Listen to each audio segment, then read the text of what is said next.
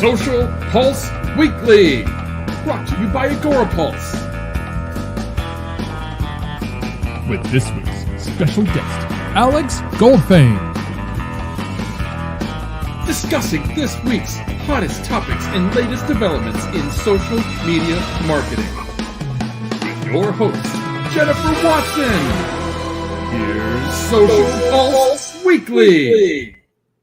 Hi, everyone, and happy Friday. Thank you so much for joining us on the last Friday of August, guys. Can you believe it?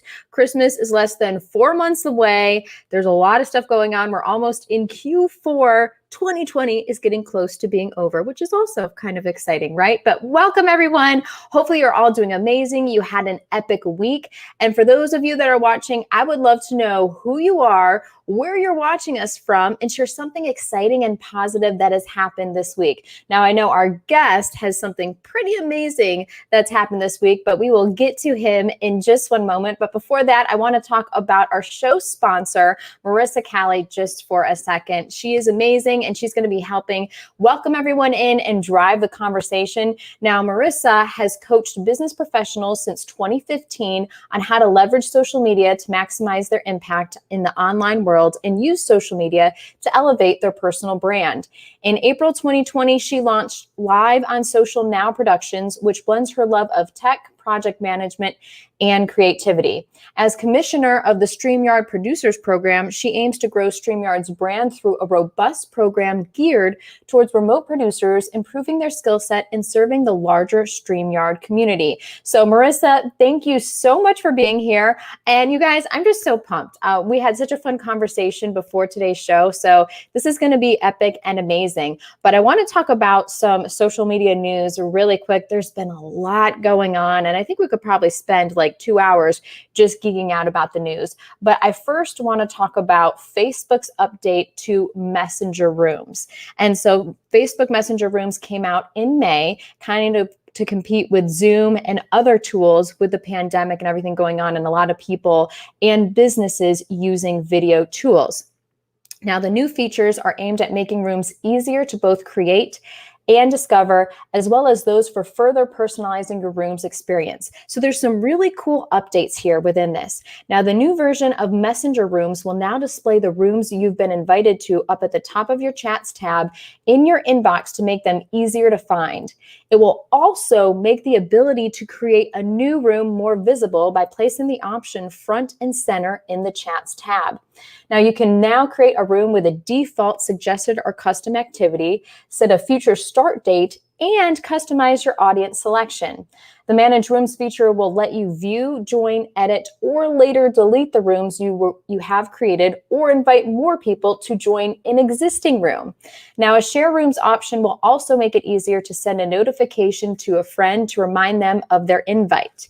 And also, which makes this totally cool, is the personalization in this latest new feature update. You are now able to decorate the background of the room with your own photos, in addition to the previously offered options to use 360-degree backgrounds and mood lighting filters. So this is going to create an even more easier and more personalized experience, a video experience, whether you're talking to family, friends, or on a very big meeting, a conference meeting for your company or your brand. So this is kind of neat and exciting. If you are a fan of Facebook Messenger Rooms, let us know in the comments, because I would like to know how often you use it and if you're enjoying it or not. And I want to give a quick shout out to some people here in the audience. We've got the brilliant and amazing Jen Cole in the house, Dawn Stanley. Dawn, it is so great to see your smiling, picture emoji there. I love it. Juan Santiago, welcome. We've got Chris in the house as well. We've got a good slew of people. I'm so excited you're here. Let us know something exciting, amazing that you're looking forward to, or that has happened this week. Now, we got to geek out on some more news, guys, because there's a lot going on. So Facebook is creating ways. Now, this is great because Facebook is always looking to help people and businesses. So they're creating new ways for people to shop on their apps and is providing tools to help businesses sell online. So they're introducing the Facebook shop. They have Instagram shop as well, but it's a new place to discover businesses and shop for products in the Facebook app.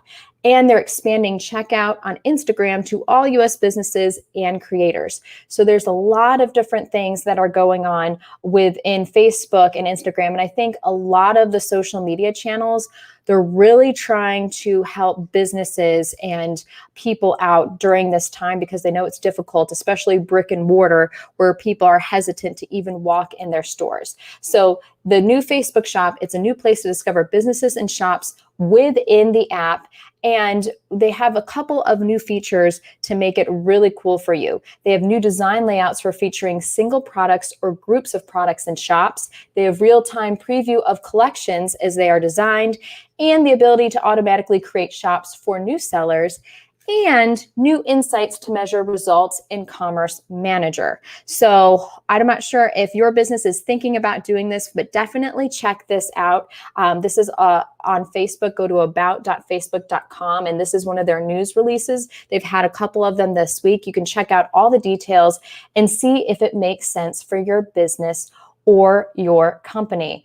And last but not least, I don't know if you check this out. So if you're not a member of Social Pulse Community, our Facebook group, you definitely need to be, because I shared this, actually a live video of the new Facebook Horizon in there yesterday. Now, one of my good friends, Kathy Hackle, she's very big into tech and geeking out, and she is one of the lucky people that gets to beta test this new virtual experience, Facebook Horizon, that they've started. And so you can join our Facebook group, Social Pulse Community, and kind of get an inside look of what it's like and what it's all about.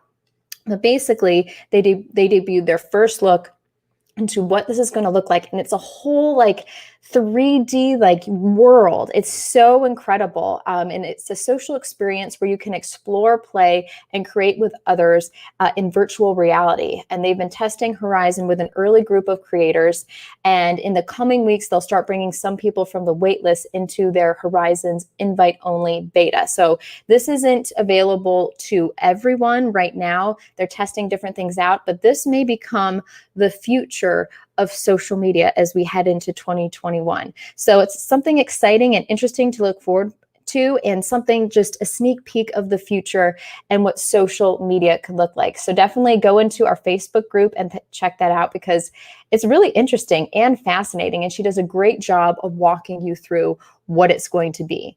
Now, with all of that said, let's get to our amazing guest. I'm so pumped. I'm so excited. And we're actually his last interview of the week. He's done over 50 of them, guys. So we're honored to have him on the show. So Alex, welcome.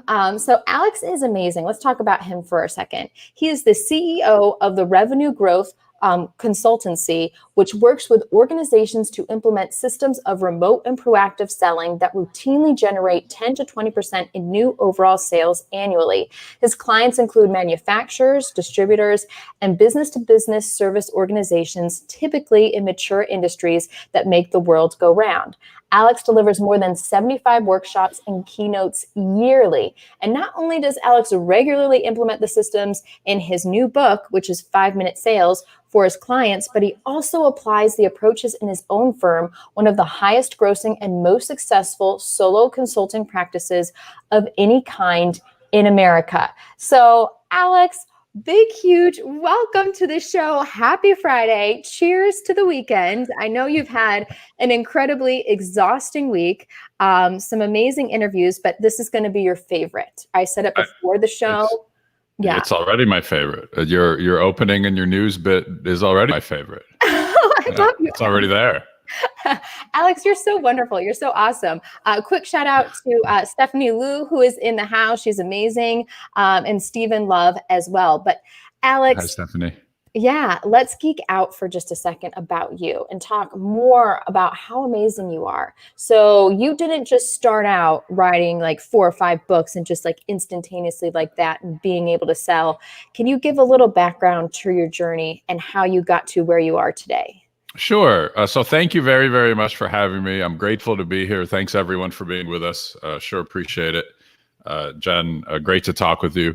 So the quick background is that I've been doing this sales consulting work for about 12 years. And so everything that we're going to talk about today that's in my new book, 5-Minute Selling, is things that my clients do and that I do also. And everything here will help you grow your agency, will help you bring on more clients if you do social media work. And so I've been doing that stuff for about 12 years.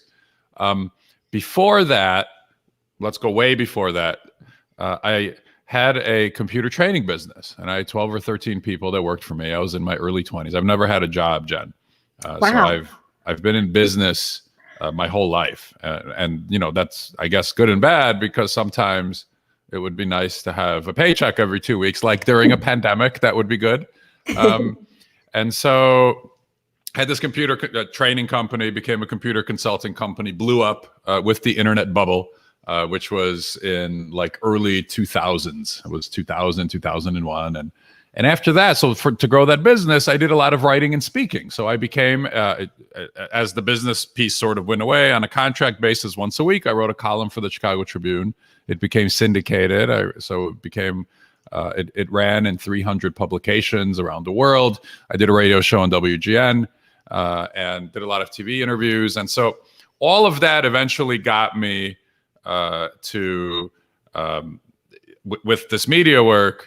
Technology companies started pitching me to cover them, right? Because I was writing a column on technology and I was doing a radio show on technology. And they started wanting to get on, right, the stuff that I was doing. And they were terrible at it, right? The PR and the marketing was just awful. And so I started helping them. And I started saying, well, maybe try it this way, right? Or change it that way. Or talk about the value of the products instead of just the tech specs and the megahertz and the megabytes. And so they started listening to me and they started doing it. And then my wife said, you could get paid for this, right? So I started charging for it and I started consulting to them. And I wrote my first book, which is that one, Evangelist Marketing. Nice. And it is how to market consumer electronics to people. And then as soon as that tech book came out, non-tech companies started calling me. And so now we're about 10, 12 years ago, and I started working with non-technology companies about growing their sales.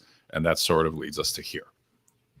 Well, I love that. That, like, the fact that you haven't had a real job makes me look back at my life. Yeah. Or not a real job, but like, a corporate job. I've never had a boss. My wife is my boss, and she's sort of the only one. And so that's it. Yeah. And my first job was like Famous Footwear, I think, back when I was 16. So yeah, but I love it. And so what inspired you to write this specific book, 5 Minute Selling? So 5 Minute Selling, out on the market since Tuesday. So this is day 4. It's for individual salespeople. It's for people who sell. Because the projects that I do are with sales teams and sales organizations. And so I work with groups so the owner hires me or the leader of the business unit hires me. And then whether there's 20 people or 50 people or 100 people, I work with them to help the group grow their sales. And my typical client gets 10 to 20% sales growth annually every year as they do this work. So the downside with that is that there isn't really much there for the individual person who sells, right? Because I work with organizations, and if your owner or executive doesn't hire me to work with you, you don't really work with me. So I wrote this book. So 5 Minute Selling, the idea here is for anybody who sells to be able to apply these things to your sales. And in 5 minutes of proactive total communications to customers and prospects, when nothing is wrong, that's the key, Jen, nothing is wrong. Because most salespeople call people when something's wrong, right? I screwed it up. I can't get it to you in time. I'm going to be late with it. It didn't post. I thought I was going to post, but it didn't post. Or we put the wrong hashtags in or whatever. I'm suggesting that we call people when nothing is wrong and say, Jen, it's Alex. How are you? I was thinking about you. I was working with this client that made me think of you. And what we're doing over here worked really, really well. And I think it would work great for you too. So you catch up on family, right? How's the family? How are the kids? What are they doing? And then get into the business, right? What are you working on these days that I can help with? I'd like to help you. Nobody's making those calls. Nobody's making those communications. And especially now in a pandemic, I think people want that, and nobody's doing it. And if we do, we're going to be the only ones. So look, I've had over 10,000 people go through and do these things in my projects, right, that are in the book. 10,000 salespeople over the years have gone through and done this in system, right, guided by me. Some have doubled their sales in 5 combined minutes a day. Some have tripled their individual sales, their personal sales in 5 combined minutes a day. So it's all here. If you want to sell more, it's in the book. So a little inside info behind the scenes. So before the show, we did like a kind of a fun exercise, impromptu, when I was trying to sell our show sponsor, Agora Pulse. And Alex got to witness that, which was kind of fun. But Alex, I would love to know, what's the number one thing that companies and brands don't do or do wrong when it comes to selling? We tend to shy away from the telephone. And the telephone is the single most high impact sales tool that we have. And I know I'm talking to social media people, so I don't know if y'all are going to like this. But the phone makes sales. The phone convinces people to be helped by you. Social media helps that, enhances that, supports that, gives you credibility for that. But active business-to-business selling, I think, must be done on the phone. Well, and in person, of course, but now, right, this is kind of what we have. And if you know it, everybody's going to Zoom now, right? We all go to Zoom, don't we? It's easy to do Zoom. You send a little link, right? And it's on the calendar. Even now when I'm trying to schedule phone calls with my clients and my prospects, they just send me a Zoom link automatically. I'm like, I didn't want to Zoom with you. I wanted to talk with you on the phone. They even assume it's a Zoom thing. So if we call somebody, literally, we're going to be the only ones, we're going to be the only ones. Deb Mitchell says it here in the comments, right? The phone makes sense. The phone makes sense and it makes sales, doesn't it, Deb? So the phone is what people aren't doing, and the phone is the fastest, easiest way to grow sales.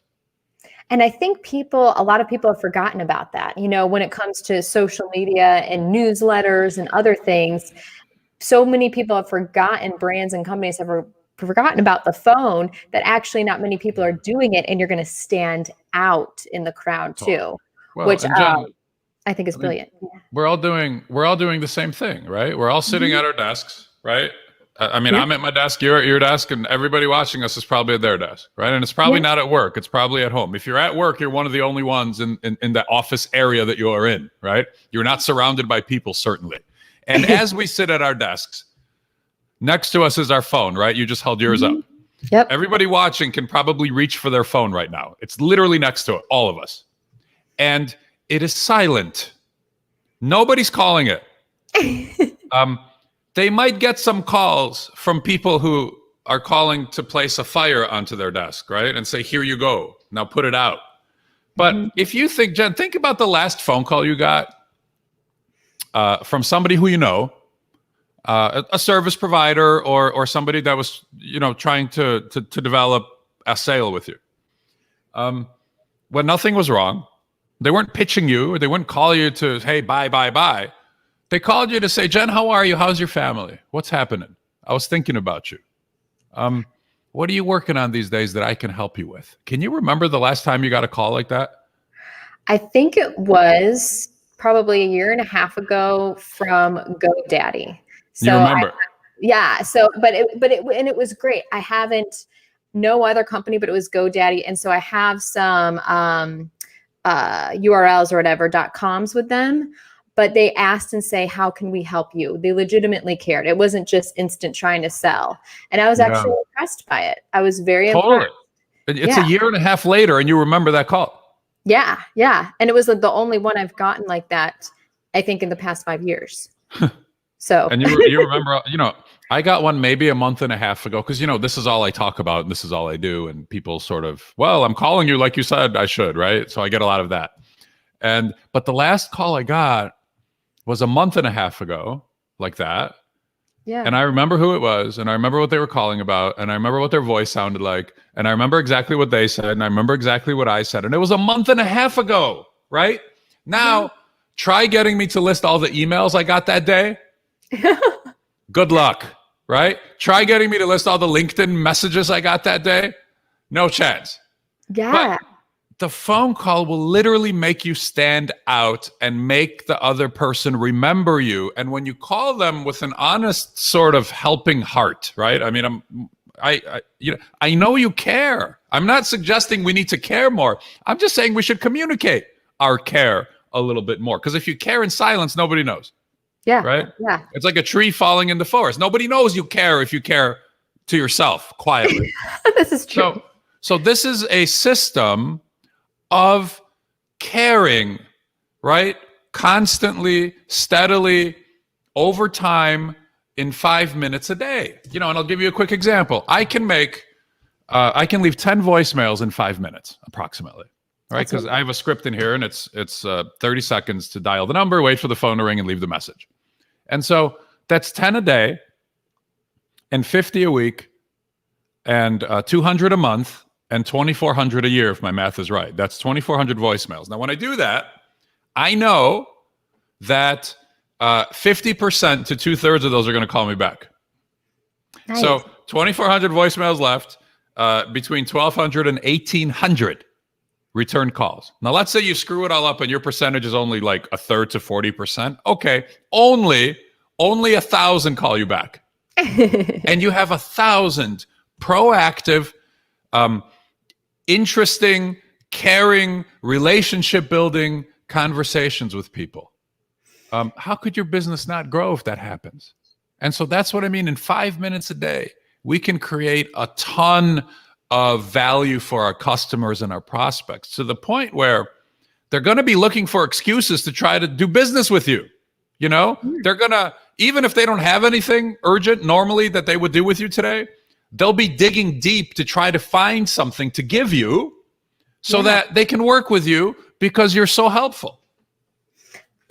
I love how you position that, which is so true. And Don Stanley has a question, and he said, do you find it's hard to get people to answer the phone? Which you kind of talked about, leaving a voicemail. But how would you respond to that? Is it hard to actually answer?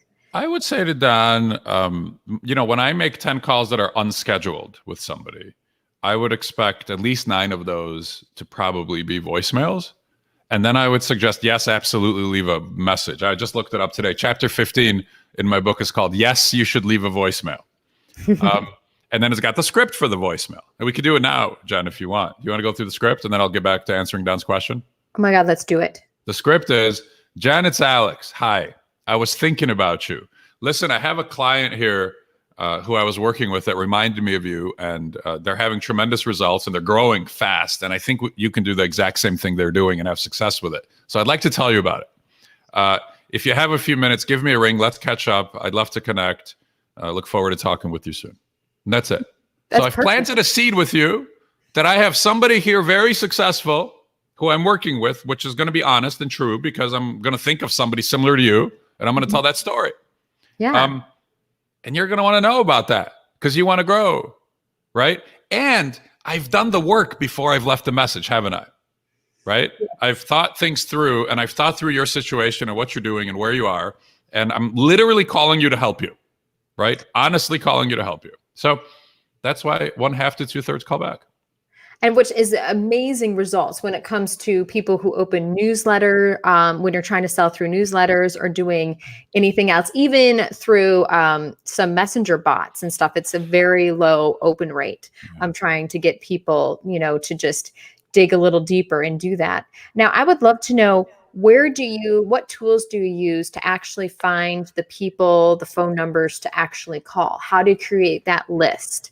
That's actually a solid list that people will call you back. They will be interested. Yeah. So, Jen, all of us know hundreds of people who know our name and whose name we know.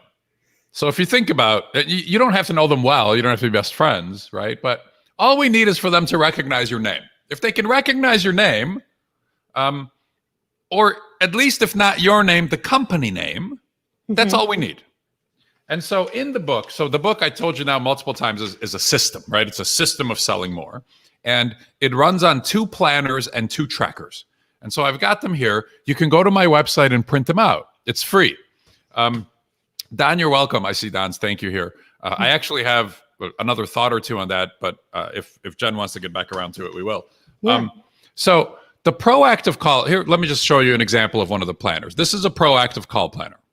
And on it, there are 8 different kinds of people you can call. And I think, Jen, that one of the reasons that we don't call more people proactively is that we don't know who to call, right? Very complicated stuff. We don't know who to call. Here's how hard my stuff is. Look, we're surrounded by names and numbers, right? We've got email, we've got text messages, we've got CRM maybe. Of course, we've got social media, which has numbers on it. But none of those things tell us who we should call. And I think if you spend 5 minutes writing down names, right? And I'll just give you a couple of the categories here. So my best customers who can buy more from me. Sit down and think through who. Customers I haven't talked to in 3 months or more. That's a fantastic group of people to call, right? Customers I haven't talked to in 3 months or more. Right now, if you're watching us now, guys, right now, try to think of 5 customers that you haven't talked to in 3 months or more. You can't do it because they're not in our head. They're not calling us and we're not calling them. So we have to write it down. 5 minutes, beginning of the week, write down. It's funny. Chris says, I know I have 100,000 followers and I don't know who to call, right? Yeah. Because we don't take the moments to choreograph proactivity. We've got to plan it a little bit. So in the book, my approach is, let's go from this side because everything's backwards on StreamYard. Quickly plan, quickly do, and then quickly track. We need those 3 things. Plan in 5 minutes. Just literally write down as many names as you can. It doesn't have to be the perfect names. It doesn't have to be the best names. It doesn't have to be exactly the right names because who cares, right? Just write down as many as you can because that's who you're going to reach out to. And it's open book. You can use whatever you want, right? Nobody's testing you. It's emails, text messages, invoices. Chris, you can go to your 100,000 followers and write down the first 10 that you like, right? Literally, that's how much planning needs to go into it. And now you've got a list of people. I've got another planner that y'all might like. This is the second one, and it's called the Weekly Follow-Up Planner. The Weekly Follow-Up Planner allows you to write down 3 kinds of people you can follow up with. So we have customers and prospects who are pre-quote and proposal. Pre-quote and proposal. They haven't gotten one yet. You're not to that point. We have customers who have quotes and proposals, and we're going to follow up on those, see if we can close them. And then we have current customers who can buy more that we want to follow up with. They're already buying from us. I think I can help them some more. Who are they? And what can I offer them?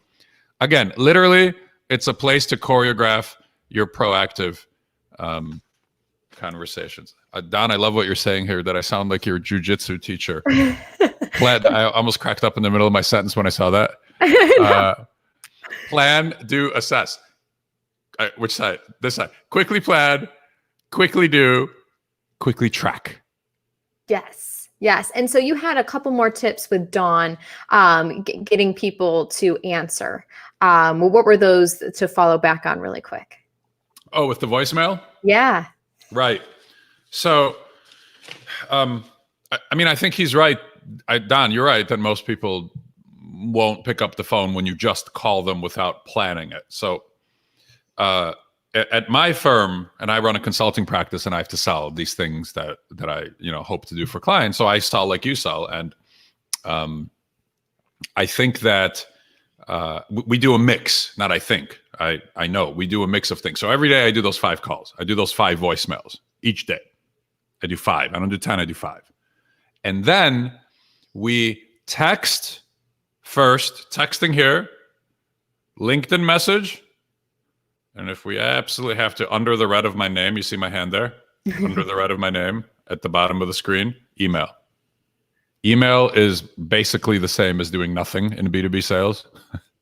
So we will text first, LinkedIn second, and email if we have nothing else to set up the phone calls.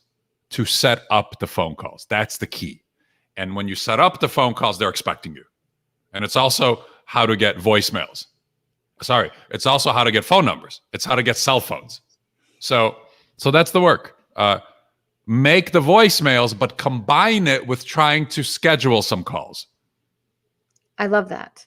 And that's perfect advice. And so Stephen Love has actually a great question. He says, a lot of this is for people that may have established individuals or previous clients, but what advice would you give for the mini startups with no client base or a social media base who have no name? Which is a great question, Stephen. Great question. So pure startup, no customers, no prospects, no nothing. I would say to Stephen, go to people you knew at your last job.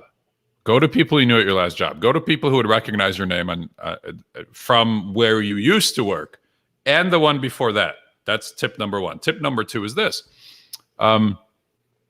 As your colleagues are telling you here, especially Chris's note at the bottom, go find people that you would like to work with, right? So create some target prospect lists of yours that you want to work with. On the proactive call planner here, the bottom 3 categories of people are prospects. So there's 5 groups of customers and 3 groups of prospects you can call. Go find people that you want to help and reach out to them in the way that we just discussed about leaving voicemails and what you would talk about. And look, you can find a number for most places, right? Mm-hmm. It's relatively straightforward to find an office number. It's a little harder to find a cell phone number, but you do those when you set them up. Reach out to them and tell them how you can help them, and talk to them about what you think you can do for them. But nothing replaces, absolutely nothing replaces the work, the grind. You know, I think one of the last chapters in the book, chapter 36, says the work is the secret. Because all of my clients grow, you know, and some salespeople double their sales, and some of my salespeople triple their sales, and everybody grows. And people say to me, "Well, what's the magic? What's the secret?" And my answer is, there is no damn magic or secret. There's only the work. You know, the grind is the secret. So we've just got to communicate. Find people to communicate with and communicate them. Also, one last point for Stephen. When you call people now cold, Stephen, and this is for everybody too, there are no more cold calls really, right? There's no cold calling anymore. And the reason is we all have the pandemic in common. So we have so much in common with everybody. You know, we're like we've already talked about, Jen, we're all living at home. We're all working from home, right? We're all at our desk. We have, what are the kids doing this summer, right? How was their summer? Was it normal? What are they doing for school? Are they going in? Is it remote? What's the company doing? Are your colleagues working from the office, or is everybody remote now? What do you think that's going to look like in the future, right? We have an election coming up. How do you think that's going to affect things? Be careful not to step into politics, of course, but you know, what do you think is going to happen after the election? What do you think is going to change? There's so much to talk about. You know, I travel a lot for my work, and so I do a lot of conversations around talking to clients about that, right? They've already traveled. I haven't yet. So we talk about it. I ask them questions, and they're happy to tell you. So we have a lot in common. There's no more cold calls. So, Stephen, I would just suggest you communicate more than the competition, and I think you'll be just fine. I think most people don't do it. And he said that he was in the Marine Corps before this. So he said this is going to be fun, reaching to prior coworkers. Can I make one more point? Yeah. As opposed to the Marine Corps, Stephen, when we call customers, nobody shoots at us. And however, our fear sometimes, the reason we don't use the phone is fear. And the fear is so gigantic for people who sell that we'd rather not pick up the phone and send an email in order to avoid rejection But of course, then we have no chance of getting a yes. Salespeople are completely driven by avoiding rejection. That's our biggest thing. And who gets rejected more than us, right? Who gets rejected more than people who sell? Nobody does. In baseball, you go to the Hall of Fame if you fail 70% of the time, right? If you hit 300, you go to that. You're one of the best ever. In sales, we don't succeed 30% of the time. We maybe succeed 10% of the time, 12% of the time. And that means 90% of our work, we get rejected. We hear no. And we have to walk through those no's in order to get to the yeses. So how do you deal with rejection, Alex? So if you did all the work, you've made the voicemail and they called you back, or you actually were able to talk to someone and they're like, you know what, that sounds great. You had a great conversation, but they're like, I just, now is not the right time. How do you deal with rejection? For me, it's just a part of the process. Like I know that I can't get my yeses until I hear my no's, and if I'm not hearing no's, I'm not trying to sell. I'm simply not selling if I'm not hearing no's. I was out having a drink with a friend, Jen, and he said to me at the bar, we were sitting at the bar, and he started asking me questions about writing a book. And he hasn't written one, wants to, so he was asking me questions about it. So I said, the hardest part is to convince an agent or a publisher. And you'll get rejected a lot and you'll fail a bunch, but then you'll succeed eventually, right? Somebody will take it. And he says to me with a straight face, I've never been rejected or I've never failed at anything in my life. That's what he said. I've never failed at anything in my life. Wow. And it took everything I had not to say, then you've never tried anything interesting. If you've never failed at anything, I feel like I failed 10 times a day, when people tell me no, but I have to get through those to get to my yeses. And if I'm not hearing no enough, I'm not trying enough. So it's concerning to me actually when I hear a no. And one last point on this, Jen, I've had entire years in my business. I bring on about one new project a month with clients. So that's about all I have capacity for because I work by myself. And I've had entire years where every single client told me no before they told me yes. Which means if I would have stopped when they said no, we would have had no business that year, right? My wife and I would have made no money that year. So now I hear a no and I say, okay, great, we're almost there. It's almost closed, right? It's almost a yes. That's all.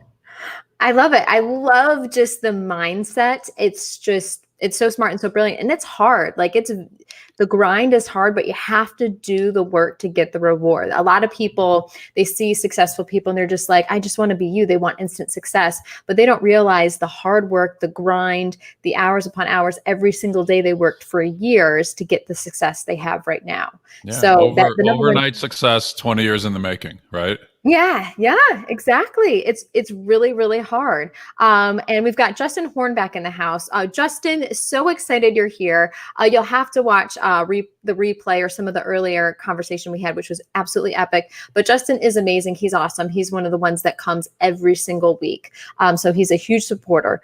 We love him. He's absolutely fabulous. Why didn't we wait for him? We should have waited till he came. I know. I'm sorry. Justin, next time let us know when you're going to get here so then we'll start the show. This is very true. Very true. And one of the other things you talk about in your book, Alex, is the power of silence when it comes to selling and being a salesperson. Can you elaborate a little bit more on that for everyone? Sure. I think we lose too much business to nervous chatter.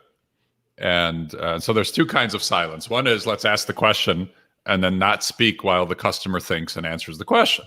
So I would say to you, Jen, who do you know like yourself who I could help the way that I help you? And I'm not going to talk because you're thinking of an answer. Or I would say to you, Jen, how would you like to pay for that? And again, they're silent. You would be thinking, but most of us salespeople are going to be afraid that you're mad or uncomfortable.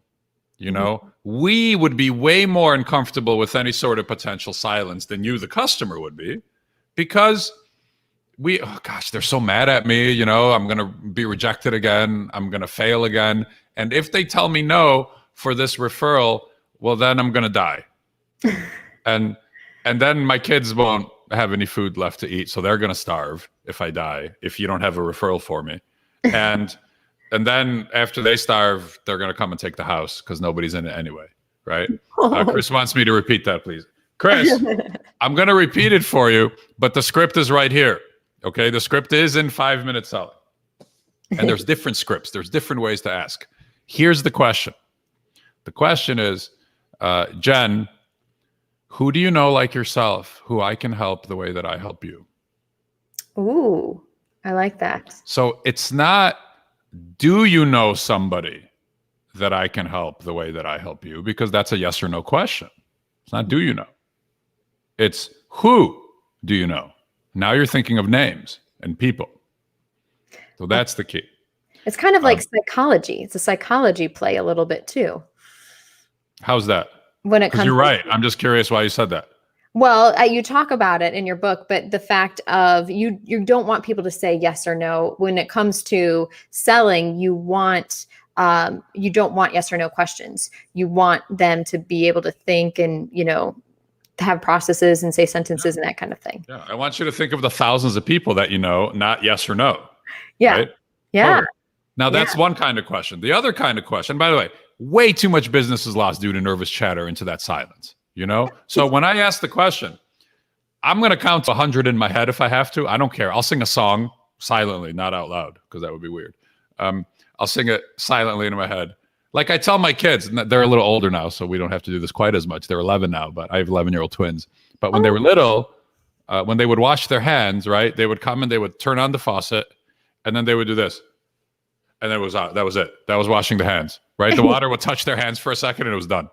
And so I said, you have to put soap in your hands and sing the ABCs while you wash your hands, and you have to get through it twice, right? You have to sing the ABCs twice. So ask for your referral and then sing the ABCs twice if you have to in your head, but do not talk until the customer talks.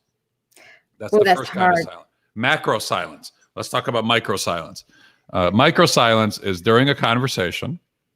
And you're better at this than I've been during this conversation, Jen, because I've interrupted you a couple times, and I feel bad about that, and I noticed it. It's okay. And I think it was actually during the bit on silence, right? So that's great. So the micro silence is during the conversation, during the back and forth. When you finish your sentence, I will usually wait 2 beats before starting my part of the conversation. 1001. 1002, make sure you're done. If you're still quiet, I go. But oftentimes in those 2 seconds, you're going to think of something else to say that I don't even know to ask you about. Ooh. And you're going to give me something valuable. So in the pause, I'm just going to get out of your way and make sure there's nothing else. And then I go. Oh, that's beautiful. Oh, yes. And I think I was bad at silence though, too. I think I cut you off a couple times as well, but I love this, Alex. Alex, this is pure gold. And we're actually nearing the end of the show, which I can't believe, Alex. And I know you've got another engagement coming up right at the top of the hour. And so within the next, within 30 seconds, what is your advice? I know we're in a pandemic, but going forward, if you really want to rock the rest of 2020 and make 2021 the best year yet, what is your advice? 5 calls a day. 5 calls a day. Actually pick up the phone and dial it 5 times today. And if you have to leave a message, leave a message. Follow the script we did. Follow the script that's in the book. 5 a day means 25 a week, means 100 a month, means 1,200 a year. If you want more than that, you can make 10 a day. And so now we're talking about 5 minutes worth of voicemails instead of 2.5. See, the reason I say 5 is it still leaves you a lot of room for a lot of other things today, right? Yeah. 5 calls a day, you're going to be the only one making them to the people that you call. And so everyone loves you, by the way. Stephen Love says, this guy is good, really good. This is very true. I agree with you. I'm sorry. What did Stephen say? He said, this guy is good, really good. Okay, good. I got it that time. Thank you. Oh, you're welcome. And Rager just pre-ordered the Audible book. So he already just pre-ordered the book. And guess what, guys? So Thank you. this is exciting. So we're on a trivia time, and we are giving away not only an Agora Pulse mug or shirt, but one of Alex's books. So this is exciting, guys. This is getting serious. This is getting real. There are 2 questions, and you have to get them both right to be in the running to win the book. So are you guys ready? And this has been kind of a LinkedIn-based week because we just had our summit on LinkedIn on Wednesday. We're still feeling the LinkedIn power. And so we're ready to geek out. So are you guys ready? Question number 1 for trivia. Based on Omnicore's stats, how many schools are listed on LinkedIn? Is it A, 90,000, B, 120,000, C, 150 or 150,000, or D, 200,000? But how many schools are listed on LinkedIn? And I came up, so there's a whole list of stats that they have, but I thought this was interesting because I know a lot of businesses are on LinkedIn, obviously, and it's the best place for buying, for selling, but you may not think of schools as maybe someone that would actually purchase from you, but actually they have a lot of purchase power, and it's a great place if you want to connect with schools, school districts. LinkedIn is kind of the place to be. So I would love to know. And when you answer, guys, do 1-A, 1-B, C, or D, so I know what one you're answering. So we've got Justin that says C. We've got Chris that's saying 90,000. He's got A. Steven, you've got C. You guys are doing good. All schools or just higher ed? Ooh, they did not specify, Dawn. They did not specify. So think, I guess, encompassing them all. Universities, globally around the world, elementary schools, all of that. Think of all the schools. Alex, what do you think? Boy, it's tough. And do I win my own book? No, and we don't give away the answer until like 24 hours after. So yeah, and I have no idea what the answer is. How many schools are listed on LinkedIn? Any school, public, private, any school? Yeah, just that have it listed as school. Yeah. D, the big one. D. I think it's the D, the big one. Okay, perfect, guys. All right, guys, let's move to the second question. It's getting serious now. Based on Omnicore stats, how many users on LinkedIn share content on a daily basis? Is it 3 million, 10 million, 50 million, or 70 million? Can I clarify? Yes. Share their own content or others? So no, they actually post content. They actually put something out there that other people can consume. Great question, Alex. So how many people actually make a post, put something out there on LinkedIn for people to see? A lot of people now, because LinkedIn has really ramped up over the past couple of years, they're visible, they're on LinkedIn, but are you actually producing content to drive people to you? So is it 3 million, 10 million, 50 million, 70 million? And there's over 660 million businesses, people, accounts on LinkedIn. So think about this. How many people actually take advantage of LinkedIn in this way? Is this not counting Gary Vaynerchuk? Yeah. And that is the voice of our producer, Mike Alton. Yes, we're not counting Gary Vaynerchuk. Don't think about Gary Vaynerchuk during this one. Okay. We've got a lot of people with 3 million. All right. Good job, guys. Good answers. We will let you know in 24 hours if you won the book or not. A great job. Good guess to Justin. He did 2B. This is fantastic. So I just want to give a big shout out, first of all, to Marissa for being our show sponsor, and to all of you for joining us. I feel like we've never had anyone come on and speak about this before. And we talk about marketing, social media, but not specifically selling and not specifically using your phone. And it's something to add to your strategy because it's actually really important and may help increase sales and revenue, double it, triple it. You never know, but you got to put in the effort to do it. So Alex, I just want to thank you so much for brightening up everyone's day and just kind of getting their wheels turning and being like, when was the last phone call I made? And start working it out. And so you guys can get the spreadsheets, the worksheets on his website for free, but you can get the book. You can get it on Audible, Amazon. Where else can people pick up your book, follow you, find you, and even hire you for help? Good. So Thank you so much for having me, Jen. I sure appreciate it. As I am a unique guest here, you are a unique and special show for me because we've been doing, lots of sales conversations. So it's nice to talk with you about this kind of topic. Mhm. So yeah, the book, probably the best place to buy it because you'll get it the fastest, the soonest is Amazon. It is available on the Kindle version, the hardcover version. You can really probably get it anywhere books are sold because it's published by Wiley, so you can get it in most places. I still think Amazon's the best place. You can go to my website, which you had up on the screen, goldfayn.com, and you can get these planners, and you look for the bright yellow cover of the book. Next to it are the planners. So you can download those for free. And all the information about my work, my consulting projects, if you want to grow your organization's sales, are also there at goldfayn.com. Oh my gosh, Alex, you're brilliant, you're awesome and amazing. And the fact that this is like your 55th interview of the week and you had that much energy is pretty darn awesome. So if you have any secrets on, how you just keep the energy levels up, let us know. But if you can promise to compliment me like that every time I'm on, I will come on daily onto your show. oh my God, we'll make that happen. Alex, we will totally do that. You're absolutely amazing and awesome. Seriously. Like, all right, I'll be back tomorrow. Yay. Give Very him a good. virtual round of applause. Thank you, Jen, for having me. I'm really grateful. Alex, seriously, thank you so, so much. And everyone, thank you so much for joining us. And it's just been an epic, amazing week. And we have a lot actually going on next week as well.